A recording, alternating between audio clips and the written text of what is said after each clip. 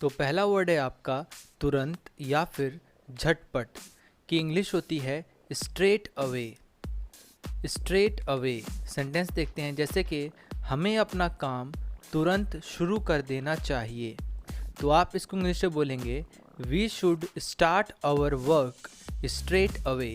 We should start our work straight away. Next word है आपका पोशाक, की इंग्लिश होती है आउटफिट। सेंटेंस देखते हैं, जैसे कि उसने महंगी पोशाक पहनी है। तो आप इंग्लिश में बोलेंगे he is wearing an expensive outfit. पोशाक का मतलब वस्त्र, कोई भी कपड़ा ले सकते हैं जो कि आप पहनते हैं, बस वही होता है। परिणाम या फिर नतीजा, की इंग्लिश होती है आउटकम। OUT आउट COME कम। सेंटेंस देखते हैं, जैसे कि तुम्हारे काम का कोई नतीजा नहीं निकला। तो इसकी इंग्लिश होगी there was no outcome of your work. There was no outcome of your work. गुस्सा या फिर क्रोध, की इंग्लिश होती है outrage. OUT out RAGE rage. Sentence देखते हैं, जैसे कि तुम उसके क्रोध से नहीं बच सकते। तो आप इंग्लिश में बोलेंगे you can't escape from his outrage. स्पष्टवादी या फिर सीधी बात करने वाला, की इंग्लिश होती है आउटस्पोकन। सेंटेंस देखते हैं, जैसे कि मैं एक स्पष्टवादी आदमी हूँ, मतलब सीधे बोलने वाला आदमी हूँ। तो आप इंग्लिश में बोलेंगे I am an outspoken person.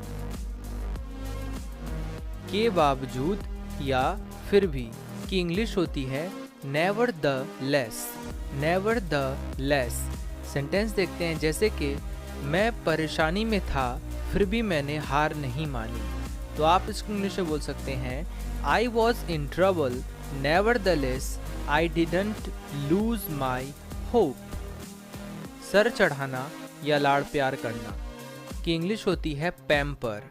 PAMPER pamper.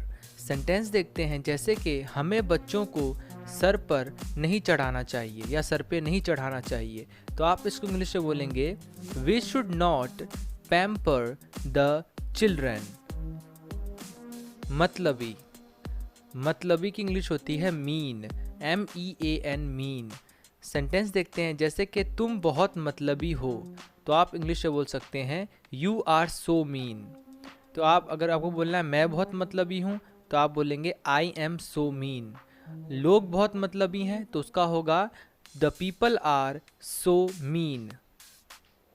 शायद या फिर हो सकता है, की इंग्लिश होती है परहैप्स। परहैप्स। सेंटेंस देखते हैं, जैसे कि हो सकता है आज वर्षा हो या बारिश हो। तो आप इंग्लिश में बोलेंगे perhaps it will rain today. Perhaps it will rain today. देना या प्रदान करना, की इंग्लिश होती है प्रोवाइड। PROVIDE provide. सेंटेंस देखते हैं, जैसे कि सरकार द्वारा लोगों को जॉब दी जाएगी, मतलब नौकरी दी जाएगी। तो आप इंग्लिश में बोल सकते हैं jobs will be provided by the government to the people.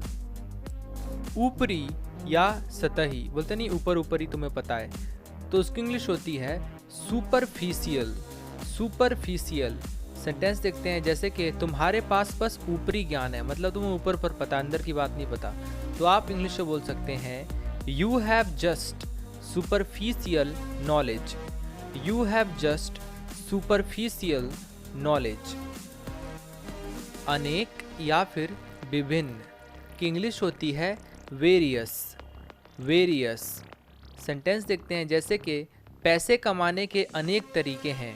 तो आप इंग्लिश में कह सकते हैं there are various sources to earn money. There are various sources to earn money. अगर आपको कहना है मेरे पास पैसे कमाने का तो कोई तरीका नहीं है, तो आप बोलेंगे I have no sources to earn money. हाव भाव। हाव भाव मतलब किस तरह से आप बोलते हैं वो होता है, किस तरह से रिस्पॉन्स करते हैं, जवाब देते हैं चीज़ों का। तो हाव भाव की इंग्लिश होगी जेस्चर। GESTURE।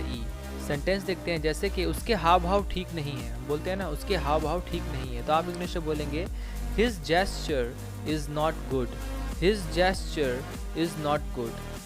हाव भाव का मतलब हुआ जैसे मान लीजिए आपको कहना है थैंक यू, किसने आपकी हेल्प की, आपको थैंक यू कहना है, और आप थैंक यू कहते हुए एक मतलब जो स्माइल होती है आपके चेहरे पे वो होनी चाहिए, और एक मतलब एक फेस होना चाहिए जो थैंक यू कहते वक्त होता है, तो उसी को कहते हैं। लेकिन अगर आप थोड़ी मतलब कि अकड़ में बोलते हैं, जो मतलब जो बोलना चाहिए, जिस तरह का एक्सप्रेशन होना चाहिए आपके चेहरे का वो ना होकर, ठीक है, थोड़ा अलग हो, तो उसका मतलब है कि आपका हाव भाव जो है वो ठीक नहीं है, जेस्चर जो है आपका ठीक नहीं है, उसी को कहते हैं हाव भाव या जेस्चर।